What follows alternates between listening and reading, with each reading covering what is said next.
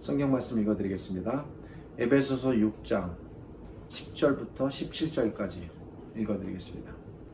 끝으로 너희가 주 안에서와 그 힘의 능력으로 강건하여지고 마귀의 간계를 능히 대적하기 위하여 하나님의 전신 갑주를 입으라. 우리의 씨름은 혈과 육을 상대하는 것이 아니요 통치자들과 권세들과 이 어둠의 세상 주관자들과 하늘에 있는 악한 영들을 대함이라. 그러므로 하나님의 전신 갑주를 취하라. 이는 악한 날에 너희가 능히 대적하고 모든 일을 행한 후에 서기 위함이라. 그런즉 서서 진리로 너희 허리띠를 띠고 의의 호심경을 붙이고 평안의 복음이 준비한 것으로 신을 신고 모든 것 위에 믿음의 방패를 가지고 이로써 능히 악한 자의 모든 불화살을 소멸하고 구원의 투구와 성령의 검 곧 하나님의 말씀을 가지라. 하나님의 전신갑주라는 제목으로 말씀을 나누도록 하겠습니다. 우리는 지난 2주 전에 네팔 아울리치를 다녀왔습니다. 참으로 많은 분들이 수고를 잘 감당하셨습니다. 팀원들 가운데 작은 어려움들도 있었지만 우리 모두 하나님의 도우심으로 무사히 우리의 사역을 잘 마칠 수 있었습니다. 저도 한 주간 쉬었는데 수고한 사랑하는 팀원들과 그리고 우리 신자들을 생각하며 위로와 소망을 드리는 마음으로 잠시 창세기를 접고 오늘 이 말씀을 준비했습니다. 에베소서에서 하나님의 전신갑주라는 말은 에베소서 6장 11절과 13절에 두 번 나옵니다. 여기서 바울이 말하는 하나님의 전신갑주라는 말의 의미를 보다 정확하게 이해하려면 11절이나 13절만 딱 분리해서 볼 수는 없습니다. 이 표현은 최소한 그 앞의 구절인 10절부터 17절까지의 이 문명을 통해 의미를 살펴볼 수 있습니다. 우선 여기서 말하는 전신갑주라는 말이 지금 사도 바울께서 어떤 이미지를 갖다 쓰는 말인데 당시에 어떤 의미를 가졌는지를 배경을 통해 살펴볼 필요가 있습니다. 좀 자세한 말씀을 다 드릴 필요는 없고 이와 연관된 부분만 간략하게 살피면 당시에는 로마가 지배하던 시대였습니다. 그러기에 여기서 말하는 전신갑주란 로마 시대에 로마의 전투 병사들이 착용했던 전투에 나가기 위한 중무장의 전투 복장을 가리키는 용어입니다. 당시 헬라 시대에 폴리비우스라는 힐랍의 학자에 의하면 당시 로마 병사들은 전투에 참가할 때에 방패, 검, 2개의 창, 투구, 정강이 보호대, 그 다음에 흉배에 해당하는 가슴 보호용 철판 등을 착용했다고 합니다. 쉽게 말씀드리면 온 몸을 다 보호 장비로 이렇게 잘 몸을 보호한 것입니다. 그리고 이제 공격 무기로 검과 2개의 창을 또 지녔습니다. 아마 검은 근접전에서 적병들과 싸우기 위한 것이고 2개의 창은 좀 먼 거리에 있는 적들을 향해서 던지거나 투창의 용도로 사용되지 않았을까 생각됩니다. 바울은 당시 로마 병사들이 전쟁에 참가할 때 실전에서 사용했던 실제로 바울의 눈에 보이는 이런 중무장 장비를 생각하며 그것을 이미지로 떠올려 이 복장을 11절에서 하나님의 전신갑주라는 말로 새롭게 표현했습니다. 그러니까 여기서 하나님의 전신갑주라는 말은 당시 로마 병사들이 실제로 착용했던 전투용 전투용 중무장 복장을 가리키는데 이것을 신자들이 착용해야 할 무기로 비유적으로 나타낸 것입니다. 당시 로마의 적들은 주변 나라들의 중소 국가들과 그리고 자국 내에서 또는 점령한 국가 내에서 발생하는 크고 작은 반란들이었습니다. 로마는 이들 적대 세력들을 징벌하기 위해 또 반란군을 진압하기 위해 전투병들을 전쟁에 내보냈습니다. 여기서 바울이 생각하고 있는 적들은 누구일까? 일단 이 적들에 대해 바울은 12절에서 정사와 권세와 어둠의 세상 주관자들과 하늘에 있는 악한 영들이라는 다양한 표현들을 씁니다. 근데 이 다양한 표현들은 이 대상들이 다양하게 존재한다는 존재에 대한 다양함이 아니라 어떤 한 존재가 있는데 그 존재가 가지고 있는 다양한 특성들, 그러니까 그 존재의 악한 특징을 이렇게 표현한 것입니다. 여러 가지 면모가 이렇게 있는 겁니다. 그 악한 존재가 세상을 쥐어잡고 세상의 주관자의 역할을 하며 그리고 본질상 하늘의 악한 영들이라는 이런 표현들이 담겨 있는 것입니다. 여기에 다양한 표현들이 나오지만 이 표현들 그러기에 모두 한 존재를 나타내는데 그 존재와 그의 수하들이겠죠. 바로 사탄과 그의 세력들을 나타내는 다양한 표현들입니다. 그러니까 우리 신자들의 싸움의 대상은 결국은 사탄과 그의 세력들이 되는 것입니다. 눈에 보이는 세력이 아닙니다. 바울이 12절에서 말하고 있는 사실은 성도들의 대적이 사탄이라는 것입니다. 그런데 여기서 우리가 한 가지 생각해야 할 것이 있습니다. 사탄은 눈에 보이지 않습니다. 사탄은 교회를 공격할 때 결코 눈에 보이도록 공격하지 않습니다. 그래서 많은 사람이 그게 사탄의 공격과 음모인지 모르고 넘어가고 미혹되는 것입니다. 당시 사탄이 눈에 보이지 않게 다양한 방법으로 교회를 공격하고 무너뜨리는 아주 절묘하고 기묘한 여러 가지 방법들과 상황이 있었는데 그것을 총체적으로 염두에 두고 12절로 표현한 것입니다. 오늘날뿐만 아니라 당시 초대 교회에도 이런 사탄의 다양한 음모와 공격들에 교회는 때로 아주 무방비적으로 공격을 당하고 또 현혹되고 무너지고 교회가 문을 닫고, 그리고 우리가 요한계시록을 통해서 알 수 있듯이 예수님께 심각하게 지적과 또 심판의 경고를 받는 그런 교회들까지 많이 생기는 것입니다. 과연 그 당시 교회는 어떤 공격들을 받았을까? 에베소 성도들뿐 아니라 대부분의 교회들은 우선 헬라적인 문화 속에 살았으니까 헬라 문화는 한마디로 우상 숭배입니다. 수많은 신들이 존재했고 거기서 다양한 신화와 가르침들이 있었으며 많은 사람들이 일상생활 속에서 너무나 가깝게 다양한 신들의 세계 속에서 살았습니다. 그러니까 우상에 굉장히 노출된 삶을 신자들이 살았다는 것입니다. 비록 교회에 속했지만 교회 밖을 나가면 여전히 우상의 유혹과 가르침이 가득했고 신자들은 그것을 세상 속에서는 떨쳐버리지 못했습니다. 그 외뿐 아니라 많은 위험의 요소들이 교회 안에 들어왔습니다. 예를 들어 당시에 여전히 유대인들은 할례를 주장하고 성도들이 할례를 받아야만 하나님의 백성이 된다라는 할례당, 여전히 의를 통해 구원에 이르러야 한다고 사람의 행위를 주장하는, 그러니까 복음도 필요하지만 이런 율법적인 행위를 또 무시할 수 없다라는 율법주의가 여전히 사라지지 않았습니다. 그리고 천사 숭배를, 그러니까 이게 무슨 말씀이냐면 사람이 물질을 멀리하고 육체를 멀리하고 숭고한 정신을 따르면 천사와 같은 상태에 이르르는 그런 거룩한 존재가 될 수 있다라는 의미에서의 천사 숭배입니다.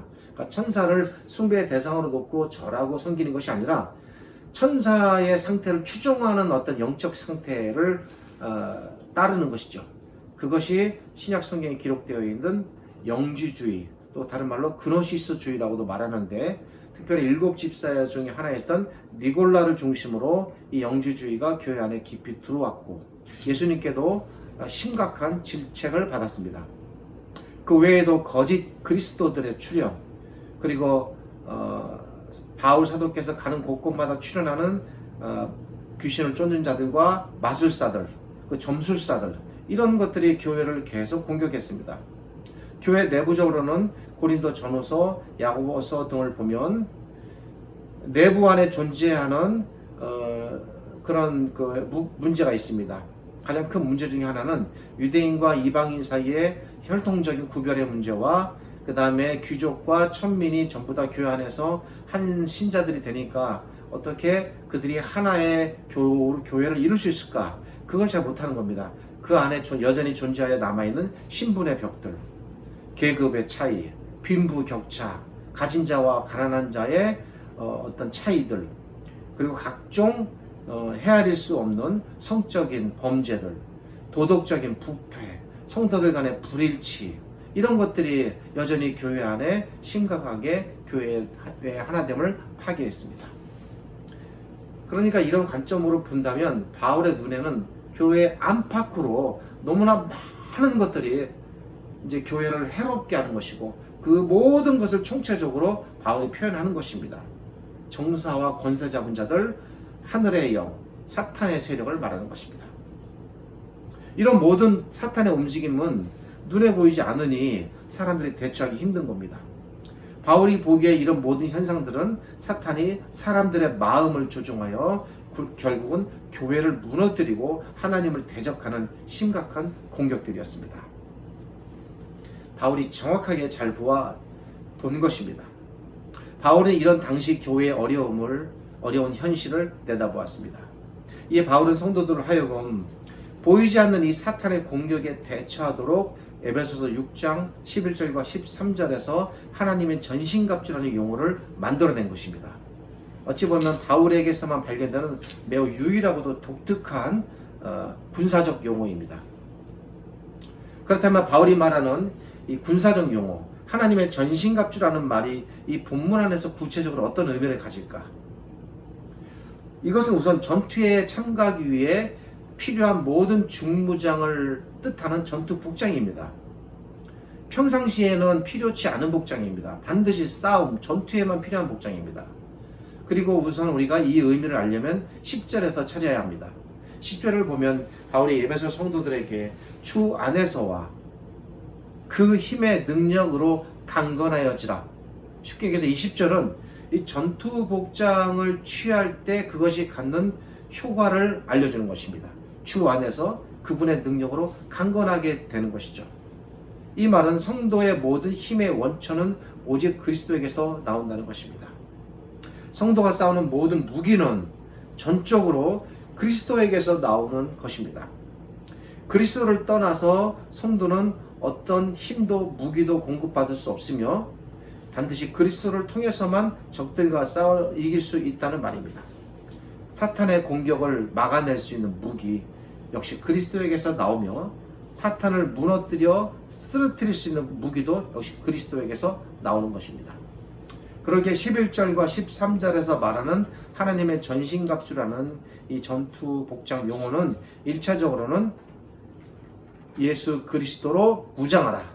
우선 이제 막연한 표현으로 느껴지겠습니다만 1차적으로는 예수 그리스도로 무장하라 라는 말로 이해될 수 있습니다.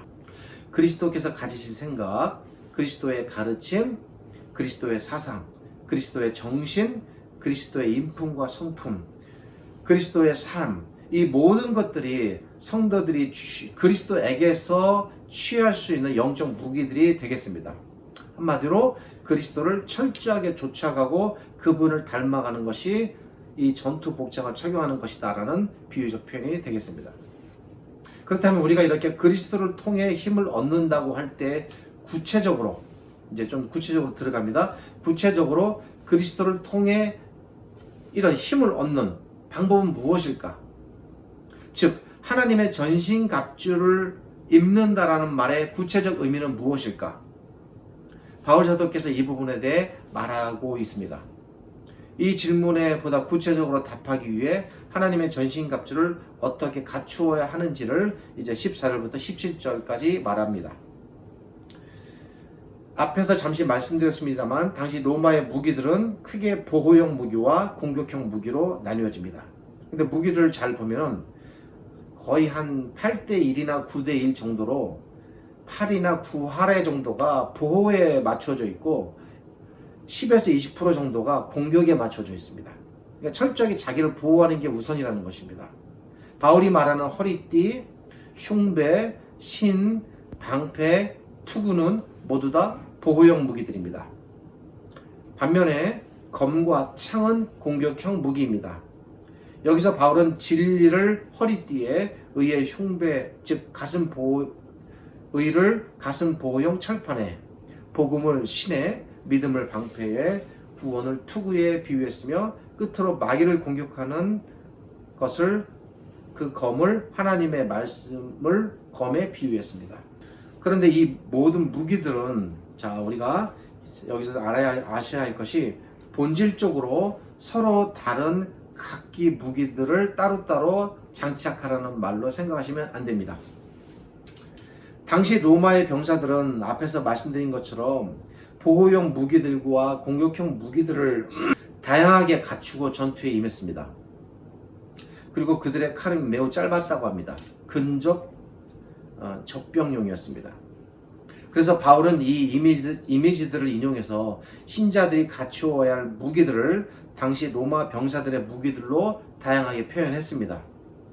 그러나 그렇할지라도 우리가 놓치지 말아야 할 부분이 있습니다. 그것은 로마 병사들이 다양한 무기들을 갖추었다고 해서 그것이 마치 신자들도 로마 병사들처럼 여러 종류의 무기들을 다양하게 갖추어야 한다는 의미로 생각하면 안 됩니다. 바울 사도께서 여기서 말하고자 하는 것 핵심은 실제로 여러 종류의 무기들을 다양하게 갖추라기보다는 신자들은 궁극적으로 하나의 무기를 갖추게 되는데 그 하나의 무기가 당시 로마 병사들에게 장착된 다양한 무기의 역할들처럼 이 신자들에게 장착되는 이 단 하나의 무기가 이 모든 역할들을 한다는 것입니다. 보호와 공격의 역할을 다 한다는 것입니다. 그러기에 여기서 바울 사도께서 말하고자 하는 무기는 여러 종류의 각기 다른 무기들이 아니라 결국은 하나의 무기로 모아집니다. 그 하나의 무기를 말하는 것입니다. 이 하나의 무기가 신자들에게 잘 장착될 때 이 무기는 투구의 역할도 하고 흉배의 역할도 하고 때에 따라 방패가 되기도 하고 필요할 때 적을 쓰러뜨리는 검과 창도 된다는 사실을 말하는 것입니다. 그렇다면 바울 사도께서 말하는 이 단 하나의 무기는 무엇일까? 여러분 뭐라고 생각하십니까? 여기서 바울이 말하고자 하는 단 하나의 무기는 바로 하나님의 말씀입니다. 본문에는 이 하나님의 말씀이 다양하게 표현됩니다. 진리라고도 표현되기도 합니다. 그러나 이런 모든 무기들은 결국 하나님의 말씀이 갖는 다양한 특성과 직간접적으로 연관되어 있습니다. 먼저 허리띠에 해당되는 진리는 하나님의 말씀을 가리킵니다. 하나님의 모든 말씀 그 자체가 진리입니다. 모든 진리는 전적으로 하나님의 말씀을 통해서만 나오고 하나님의 말씀을 떠나는 진리는 존재하지 않습니다. 이에 바울 사도께서 진리로 무장하라 라는 것은 하나님의 말씀으로 무장하라는 것입니다. 흉배에 해당하는 의란 하나님의 의라는 말인데 역시 하나님의 말씀을 통해 나오는 의로움입니다. 이 의로움은 전적으로 하나님의 말씀을 배우고 터득하는 데서 얻어지는 의로움입니다. 신자에게 하나님의 말씀을 떠난 의는 존재하지 않습니다. 바울 사도께서는 하나님의 말씀을 통해 얻어지는 이 의로움으로 무장하라. 그러니까 하나님의 말씀을 통해서 끊임없이 자기 자신을 거룩하게 하고 의롭게 하라는 것이죠. 자기의 어떤 행위와 노력으로 의로워지는 것이 아닙니다. 다음으로 전투용 신발인 신에 해당하는 복음도 하나님의 말씀을 뜻합니다. 복음이라는 것이 뭡니까? 전적으로 하나님의 말씀 안에서만 존재하며 하나님의 말씀이 전달되는 방식으로 복음이 전달됩니다. 그러기에 하나님의 말씀을 떠난 복음 자체가 존재하지 않습니다.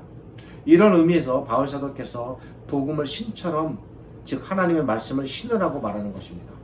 다음으로 방패에 해당하는 믿음, 이것도 역시 하나님의 말씀을 통해서만 얻어지는 믿음입니다. 성도는 하나님의 말씀을 배우고 듣고 깨달음으로 그 믿음이 생성되고 자라게 됩니다. 생성된 믿음은 끊임없는 하나님의 말씀의 공급과 터득을 통하여 믿음이 또한 자라게 됩니다. 믿음이 생성되는 일, 믿음이 자라는 일, 그 믿음이 튼튼하게 자리 잡는 일, 그 믿음이 결실되는 모든 과정에 전적으로 하나님의 말씀이 작동됩니다. 그러니까 하나님의 말씀이 투입되지 않는 믿음은 그 자체가 존재하지 않는 것이죠. 다음으로 투구에 해당되는 구원도 오직 하나님의 말씀을 통해서만 얻어질 수 있는 신자의 영광입니다. 신자는 하나님의 말씀을 통해 구원에 이르는 길을 배우게 되고 깨닫게 되며 하나님의 말씀을 통해 구원에 이르는 진리를 알게 됩니다. 하나님의 말씀을 통해 구원에 이르는 길을 발견하고 나아가게 됩니다. 그러기에 하나님의 말씀을 떠난 구원은 존재하지 않습니다. 마지막으로 공격형 무기인 성령의 검 역시 하나님의 말씀을 통해서 주어집니다.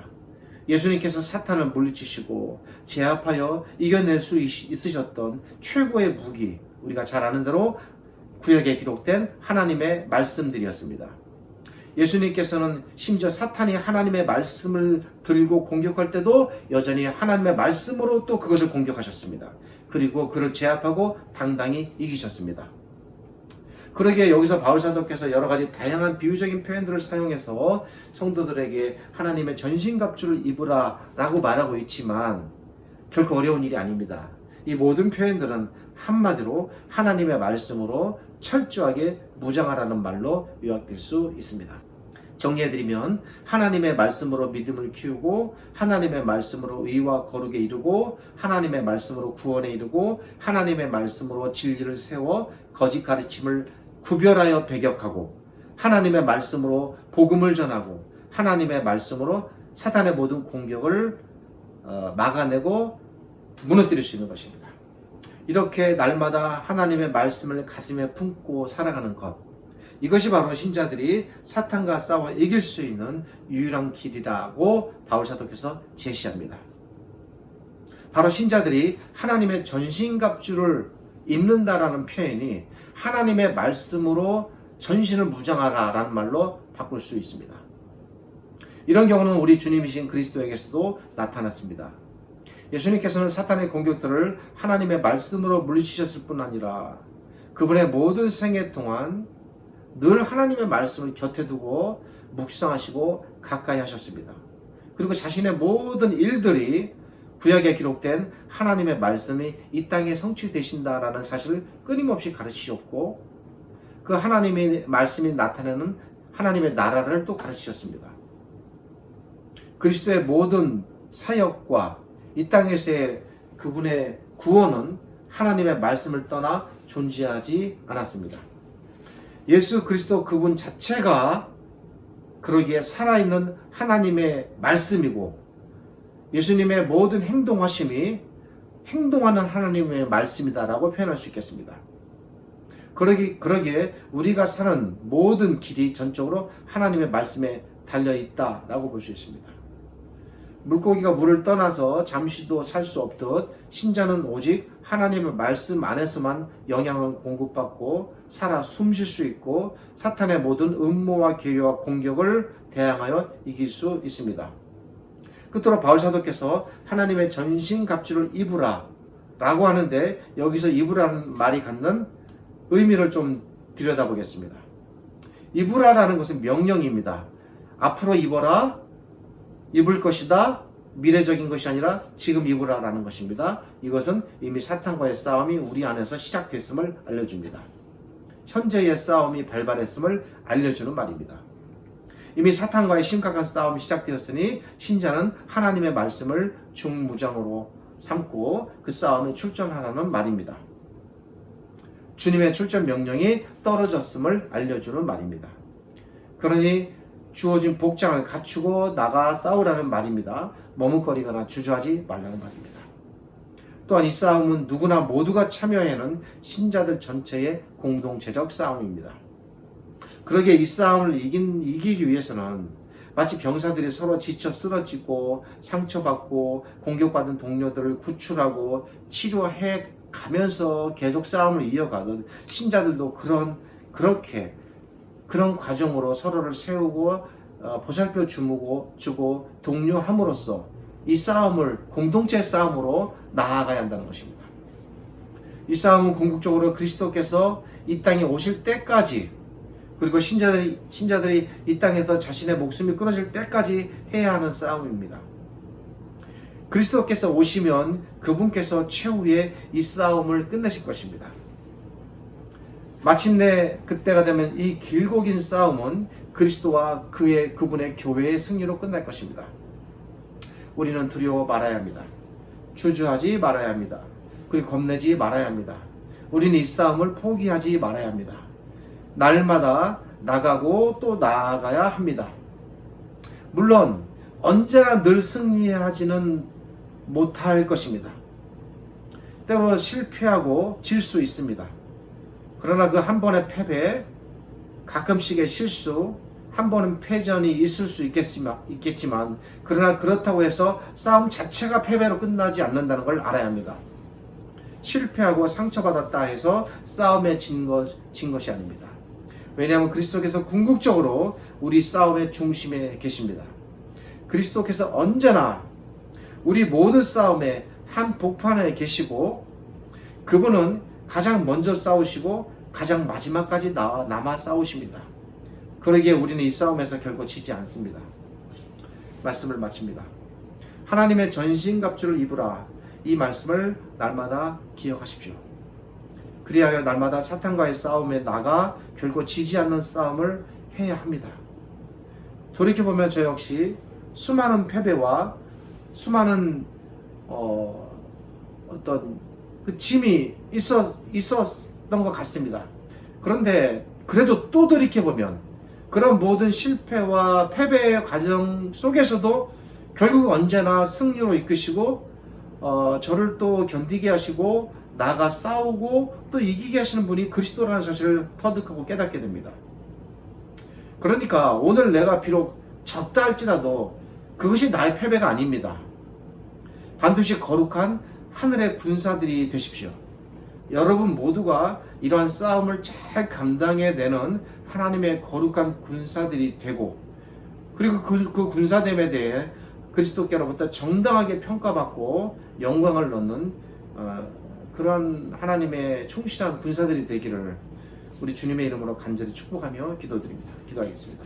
하나님 감사합니다. 오늘 말씀을 통해서 때로 우리가 육체적으로 그리고 마음적으로 힘들고 어려울 때도 물론 있고 그로 인하여 잠시 낭망하고 또 실기할 때도 있겠습니다만 그럼에도 불구하고 우리가 그리스도께 속한 하나님의 거룩한 군사이기에 우리의 모든 싸움을 주관하시는 그리스도께서 다시 우리를 치료하시고 회복시키시고 일으켜 다시 또 하나님의 이 거룩한 전쟁에 나가도록 이끌어 주심을 깨닫습니다.